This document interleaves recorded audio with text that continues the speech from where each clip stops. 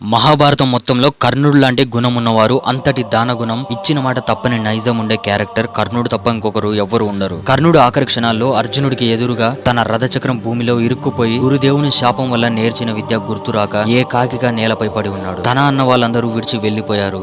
ఇదంతా చూసి బాధతో కృష్ణుడితో ఇలా అడుగుతాడు: కృష్ణ, నాకు తెలిసిన జీవితం అంతా న్యాయబద్ధంగా వీరత్వంతో దానగుణంతోనే బతికాను. నా సామర్థ్యానికి తగ్గ గుర్తింపు అనేది ఉండదా కృష్ణ అని అడుగుతాడు. అప్పుడు కృష్ణుడు ఇలా అంటాడు: రాధేయ, ఇప్పుడు నీ రథచక్రం భూమిలో కూరుకుపోయి ఉంది. నువ్వు నేర్చిన విద్య నీకు గుర్తుకు రావట్లేదు. నీ కవచ కుండలాలు నీతో లేవు.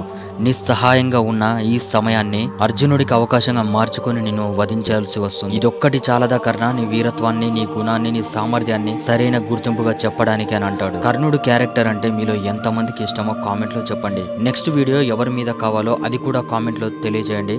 తప్పకుండా దాని మీద వీడియో చేస్తాను. జై హింద్, జై భారత్.